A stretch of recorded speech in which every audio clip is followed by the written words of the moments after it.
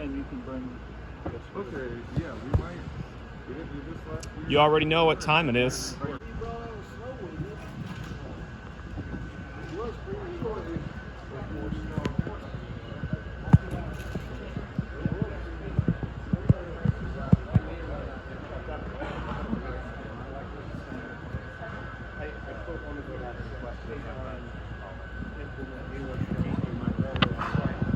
They're back, baby.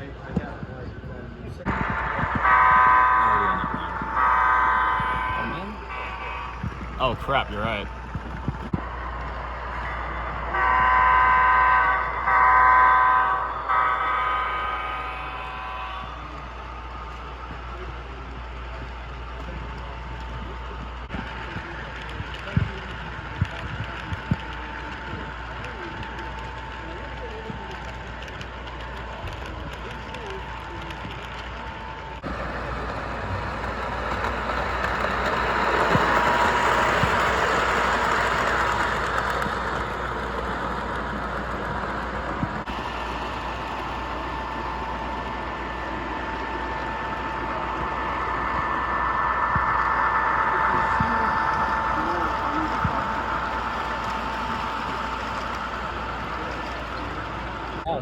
It's very good. So we're looking at the halls with the man once again. Woo! Let's go.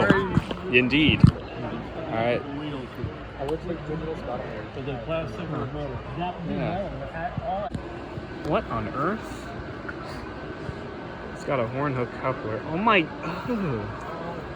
Oh man. It looks like a New York Central S motor. It kind of reminds me of that combined with a steam engine. But it's like a steam S motor. It's like an S motor steamed or fried. Yeah. Yeah, very unique. Yeah, it's very fried. Weather. Not a railroad now. They are on. I just turned them on. This clinic will be led by Andy Dinnerman. This will be a good clinic. Shoot. Oh no. Oh no. Oh no. Oh no, bro.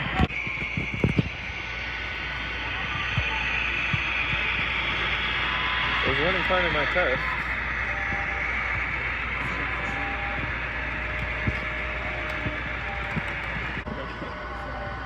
Watch it now derail that I'm filming it.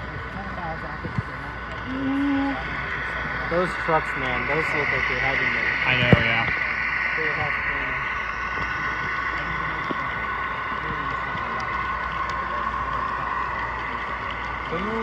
Sioux City out. Yeah. Looks like it's brand new. That's not prototypical. It's not all rusty. Yeah, this scale is too small for me. Yeah.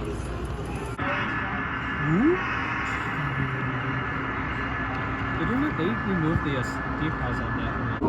Go find somebody. Yeah. So I can take a look at it.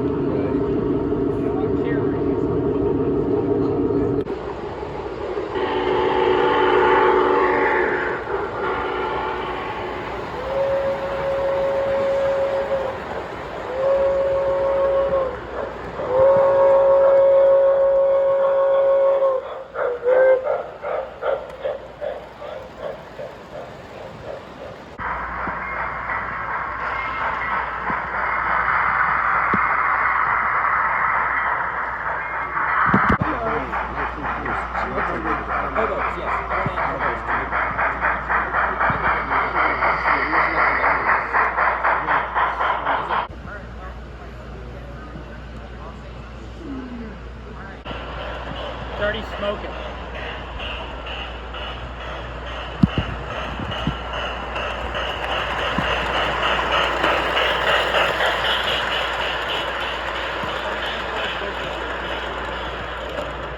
No, how they're working before. USB doesn't plug up when you move it. What if that USB? Hey, someone press function on the dash. What's the number? 5624? No, we can't get 9, whatever it's on.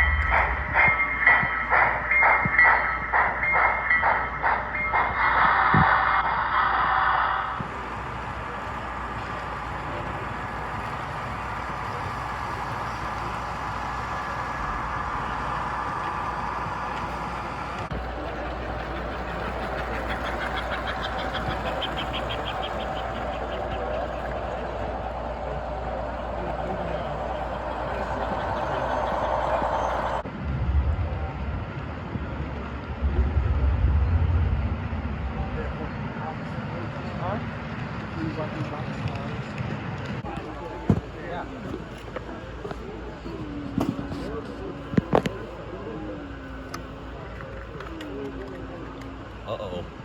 Hurdle. There's one on that MC4. Yeah. That MC4 is a nice puller.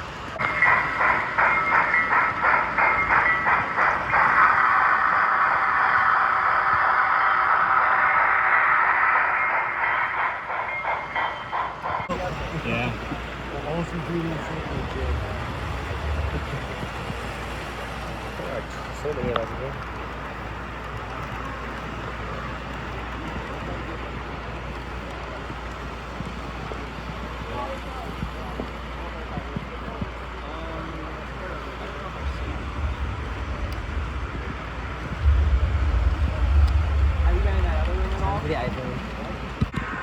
Nope.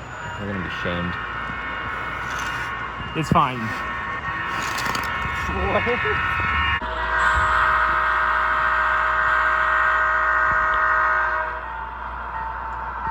This engine sounds like it's just struggling. It's just old, you know. Ladies and gentlemen, we got them. U-boats, baby.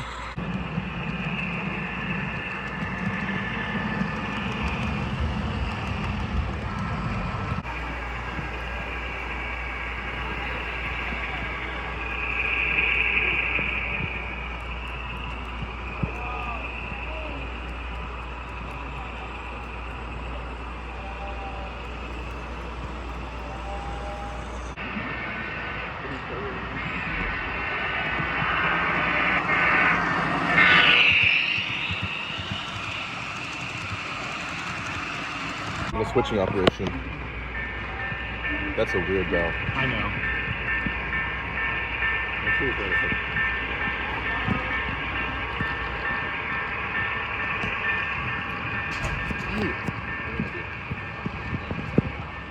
Like these.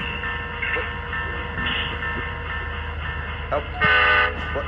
Is that not So that was another train show, come and gone. Another quite successful train show.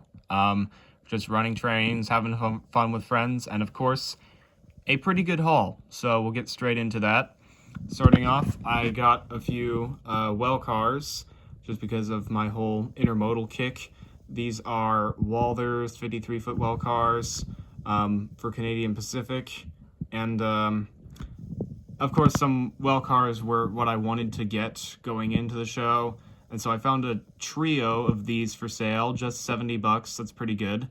Though I did notice when I unboxed them was that some of them were missing their couplers, and that's because apparently the way that these are sold is that they're part of like a 3-unit set.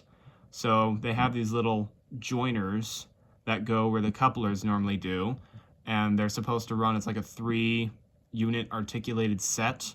Though it's kind of weird because unlike most articulated sets, they still have like their wheels, they still have their own sets of trucks. They don't share a set of trucks like most articulated sets do. So they're kind of weird in that sense. I wasn't too put off by that until I tested them on the layout, and of course they started derailing on my tight curves. So that was not great, and I kind of preferred for them to be Husky stack standalone well cars anyway. So I bought a quick little pack of Katie's, and thankfully it was a pretty easy swap to take the little connectors out and put the Katie's where they normally go. So thankfully Walthers made that pretty easy so that I could in fact make these into well cars as I had intended. So still some neat new stack cars. Nice to have my intermodal fleet grow a little bit. And I also got a few new hub group containers to accommodate the new wells, so those look very nice. I had never gotten any hub group containers before, so those are good. And then I got those hub containers from Spring Creek Model Trains' booth, and of course, because Spring Creek always has good stuff, I couldn't help myself and got a Walthers Burlington Northern coal hopper from them. It's a little bit short in comparison to other coal hoppers, but it's still a nice car. I think it was $24, which is not too bad. And one of my Athearn coal loads fits into it fairly nicely. I had to chop the I had to chop the little like studs down a little bit, but it fits in there fairly well, and it is a nice car. Just nice to have another coal hopper. But then of course I got a second coal hopper, an Omax auto flood from Rapido. So this is my second Rapido item. Nice to get another one so quickly in relation to the first one. I was a little bit peer pressured into getting this because, of course, when I got my first auto flood, that was not Omax, and for one thing, Omax is kind of like a local celebrity for Lincoln rail fans, and also Omax cars are exclusive to Spring Creek, so they're kind of special. And so I got an Omax car from a seller, and they were only going for $40 each, so my last auto flood I got for $50, so this is a pretty good deal. It's a nice, very well detailed car, just like my other auto flood, so nice to have another one, another rapid discharge coal hopper, and another Rapido car, not long after the first one, so that is nice. But of course, this is quite a bit of rolling stock to pull, so I did get another locomotive, and that is this. A Heritage 1 BNSF-9 that is a scale trains model with DC and sound. That is exactly accurate. Do not question it. So basically, I got a lot of explaining to do. Basically, this locomotive might get the award for strangest backstory of any of my locomotives. So going into this show, of course I wanted well cars, but the number one thing I wanted was a Kato BNSF-9. Ever since I got into HO scale many, many years ago, that was one of the locomotives I wanted the most, and I've been seeing BNSF-9s, Kato ones, for like several shows straight, and I always walked past them because I got something else instead. And so this time I was finally going to commit and buy one, but the moment I decided to, the one that I had in mind was gone. I looked everywhere for it, I couldn't find it. I was so annoyed, so bummed out by that, until I found one booth that had this Heritage 1-9 going for sale. It looked to be about the same specifications. It was only going for $100, which I've gotten Dash 9s and similar GEs for $100 and more in the past, so I went with it. It seemed to be in decent condition, so I got the Dash 9, and that's when the weird things started happening. How do I put this? The seller, well, how do I put this? He didn't seem to be the most experienced as to what this model was. I asked him a few questions about it before I bought it.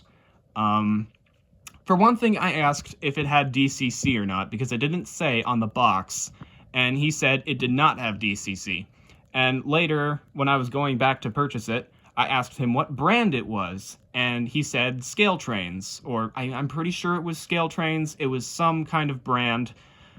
But when I looked under the fuel tank after I bought it and took it out of the box, it said Kato made in Japan. So, well, I got my wish. I got a Kato BNSF-9, wish granted. Not exactly in the way I thought it would, but that's nice. And also, I should probably talk about the box. It came in like this clamshell plastic box, which is a contrast to the normal sleeve that Kato engines have. So that was also a little bit weird. I asked the seller about that, and he said that, like, he had bought this locomotive with several other engines, and, like, he put it in that shell just because it fit perfectly or something, which was like, okay. So yeah, all around a little bit sketchy, and so we put this locomotive on the track. It had good lighting, but then we realized, oh shoot, it does have DCC, because it wouldn't run. And so after a little bit of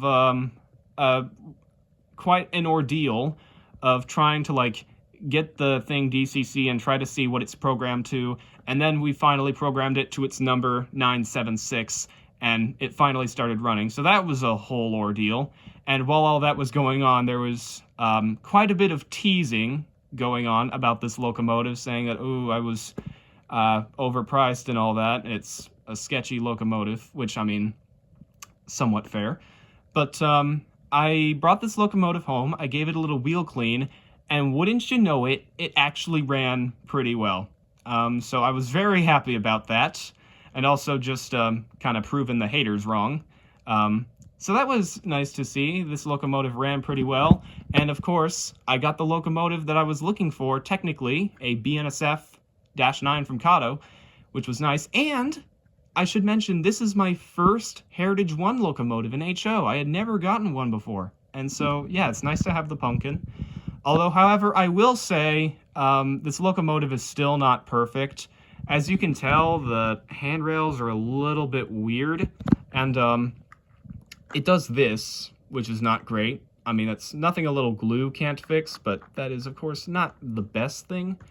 And then also, it has a little bit of light bleed on this area of the cab, which is not the best, and it has low ditch lights, which are not prototypical to BNSF-9s. Though I will give it credit, those latter two issues, the light bleed and the ditch lights, I'm pretty sure that those are just an issue with Kato-9s and are not exclusively a problem with this locomotive. Like, this part being loose and the handrails are, of course, an issue with this locomotive, so it's not perfect, but I mean, some of this is not just this locomotive. So I wanted to specify that, but I will also say I did learn a pretty important lesson in, you know, paying close attention to the locomotive that you're getting. I mean, don't be afraid to, like, really investigate it, look, see, ask questions. If there's something that's not right with it, ask about it. Yeah, I definitely learned some important lessons in that regard, so I was definitely not perfect, and this locomotive is not perfect either. So yeah, definitely learned my lesson. However, I will say, I do not regret buying this locomotive. You know what? I'm about to say it. Sorry, haters, but I'm happy with this locomotive. At the end of the day, it's the engine I wanted, and I'm happy I got it, and it's nice to add on to my BNSF fleet. So, important lessons learned, but it's still a nice locomotive. Enough of that spiel, let's move on. Drifting away from HO for a moment, I also bought something that the O-scale folks might like. This, a Atlas O BNSF Trinity covered hopper. I have one of these already in the swoosh logo, and there were several of these going for sale, and surprisingly they were only going for $35 each, which I was amazed that they were going for a price like this, because my other one I think was at least $70, because normally with it being a big Atlas O hopper, and Atlas O is pretty high end, they normally go for more than double $35, so I was amazed to see them going for this price, and there were about 3 for sale, so I considered buying more than one, but I had just bought so much at this show that I just got the one, but I am very happy with it. It's amazing to have one of these cars, very well detailed despite the low price. I'm pretty sure it's got rotating bearing caps. I checked earlier. Yes, it does. I don't know if you can tell. My video quality is not the greatest, I apologize. But yeah, it's got rotating bearing caps, a lot of good detail on there, so it's great to have another one of these earthworm hoppers, and for such a good price too. So, amazing addition to the O-scale fleet. Now let's head back to HO. So looking at all of this, plus my Atlas O hopper, this is looking to be a pretty good haul. And after I bought 976, I was pretty content to just leave it there and call it a day. I was gonna just leave it at that and not really buy anything else, until I found these. I got it wrong. Ladies and gentlemen, meet Rock Island 261 and 260, or Dwayne and Johnson, as a friend of mine suggested. They are GE U28Bs from Proto 2000. I will admit they were a little bit of an impulse buy, because I saw them on the last day, I really liked them, but I didn't have any more money to spend, so these are basically my early birthday presents. But even though they are a little bit of an impulse buy, they had a lot going for them. They are, of course, Rock Island, which has grown to become one of my favorite fallen flags. The Rock Island, back when it ran, had a big presence in Lincoln. Their main line went right through the city. so very intertwined with Nebraska and just the Midwest as a whole. They're U-28Bs, and of course I'm a big U-boat fan, being a GE fan, so I really like U-boats. Haven't gotten any in a while, and I should also say these were my first ever Rock Island locomotives. They're Proto 2000, which is a brand I've never had before, but I've heard good things about, so trying them out. The seller I bought these for was someone I've known for a while and have trusted. My friends have bought from him before, and they're happy with what they got, so I tried these out.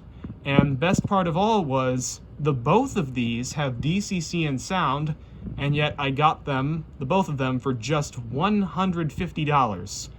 And if you look for just one of these online with DCC and sound, it can go for more than that. So great deal for the two of these. And the only caveat is that number 260's lights do not work, 261's do. But I mean, that's it. That's the only thing really wrong with them. Just the lights in 260 do not work. And I mean, there could be worse parts of a locomotive that could not be working. So, I mean, I'm not too bothered by that.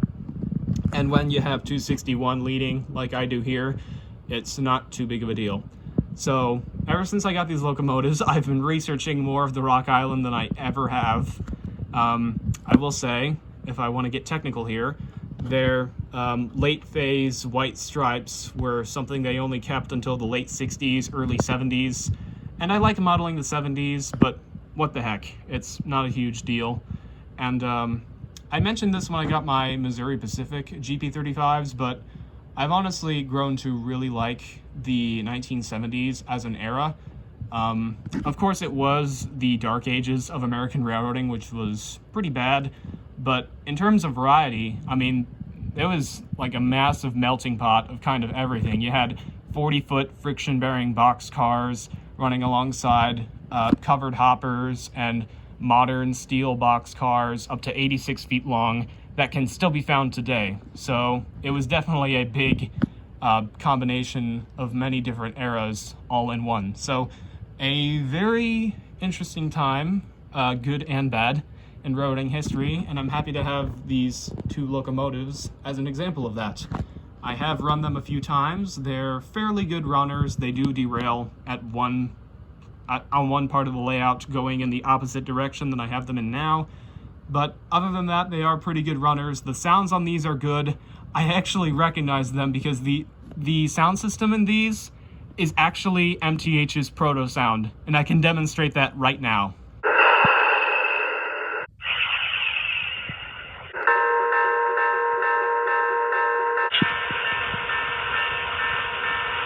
So that's kind of weird, but I'm not too bothered by that either. In fact, I kind of like it just because it's recognizable. And since these are Proto 2000, they were made in about early to mid 2000s, so they're a little up there in age, but again, still, they run pretty good, and the sounds on them are good. They got Doppler effect on the horn, which I've been having so much fun with. I love that they have that. I've been having fun with that. So yeah, very good locomotives. Just good to have more of a different era. Just wanted to try something different than just the constant sea of modern GEs, as much as I like those. Just something else. It's fun. So yeah, that is a wrap for another train show. Thank you all for watching. Thank you to everyone who thank you to all of my friends who I just kind of met up with and talked to at the show. Yeah, thanks for making it another memorable show. Very successful, and several lessons learned along the way.